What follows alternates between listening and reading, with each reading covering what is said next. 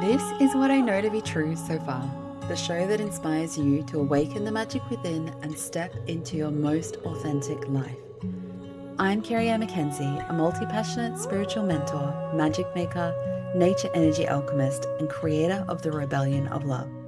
If you're ready to experience self-liberation and create a life entirely on your terms, this is the show for you.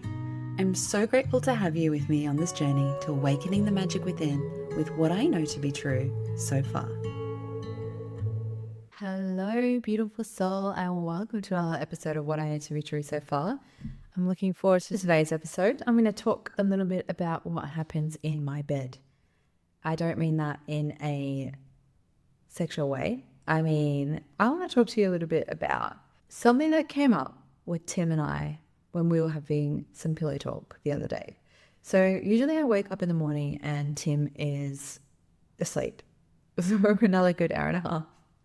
And I get up and I do my morning routine. But every now and then we wake up at the same time and we lay there and we have the most incredible, interesting philosophical conversations. It's one of my favorite things about our relationship. We just have this amazing ability to talk nonstop with each other about ideas on consciousness, spirituality, business, creativity, all of the things that we're both really passionate about.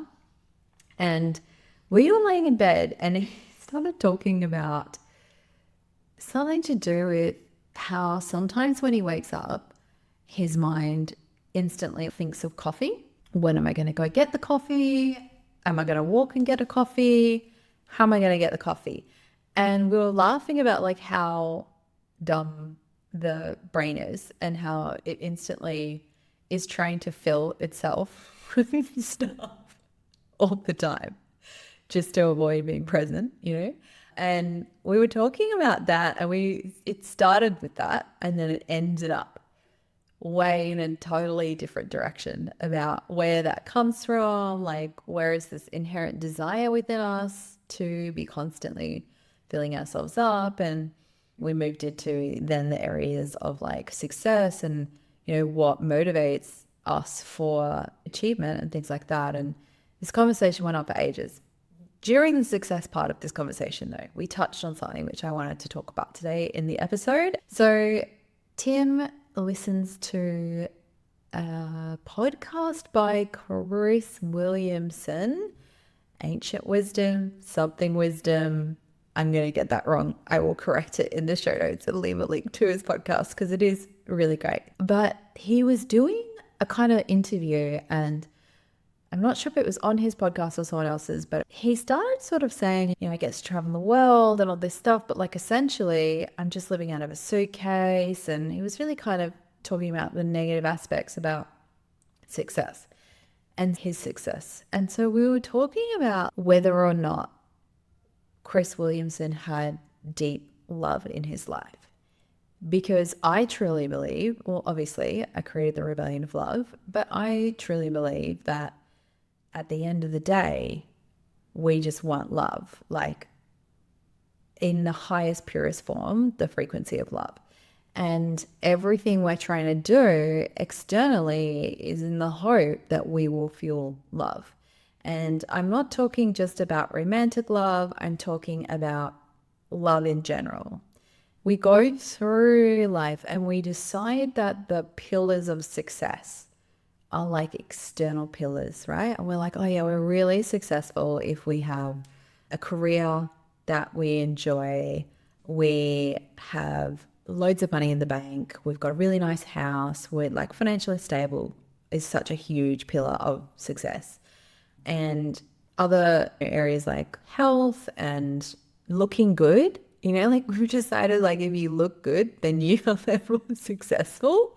Which is so random and so weird, but there's so many of these different pillars of success that we've all just kind of decided.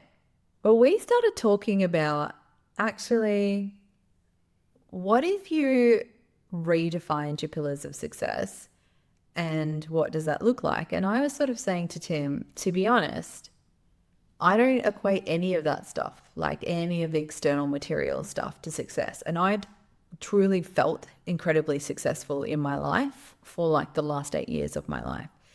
And regardless of what is on the outside, and that's not saying I'm like entirely satisfied with my financial situation or any of that, like in the last 8 years, I've gone through all kinds of stuff in the last 8 years, but at my core, I felt very successful.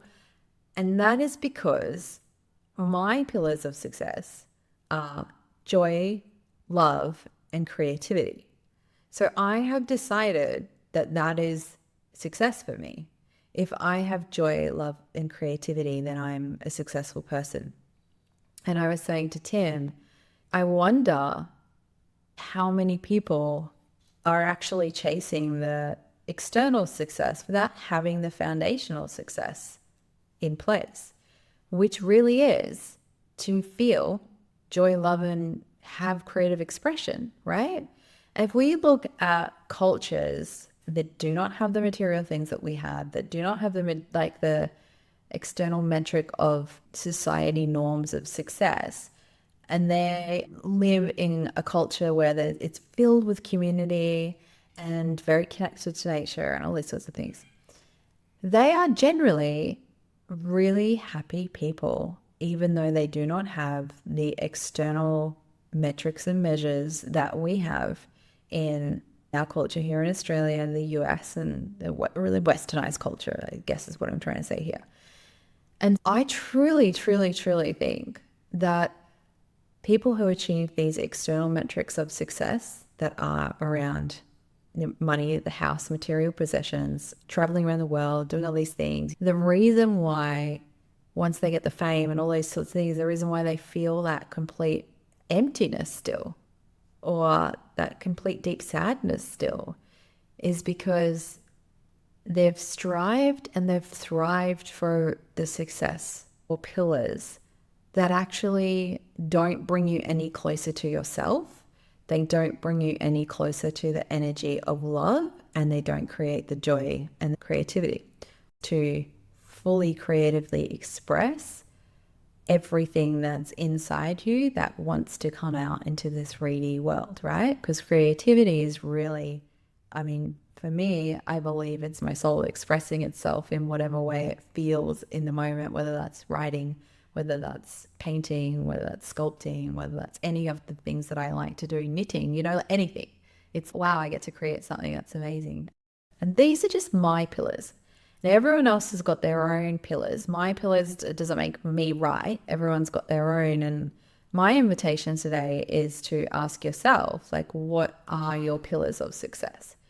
Because if we can create the pillars of success that align with us, and I really, truly think essentially they're your deepest values too, your pillars of success. If you're unsure of what they might be, I would look first to what you value, right?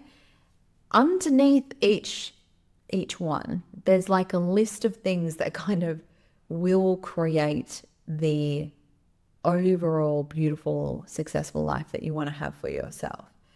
So if you can cultivate joy, love, and creativity, for example, well and truly before you have any of the material things, what you're really essentially creating is an incredibly fulfilled life that's incredibly in touch with your soul, that's incredibly in touch with connection and things like health, right? Because you can't be joyful if you don't have good health. Health is fundamental to the joy, right? So if you really think about like what makes up joy, what makes up love, and what makes up creativity, and you get that sorted, you can't help but have the most fulfilling life.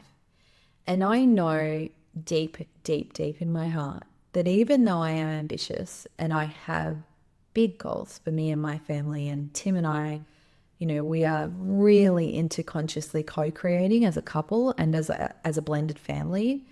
And this concept and this idea of big things, we truly, truly, truly know that none of that is going to make us feel any more fulfilled than how we feel about ourselves and each other and our life in this very moment, because everything in our life is built off the foundations of the success pillars of joy, love, and creativity.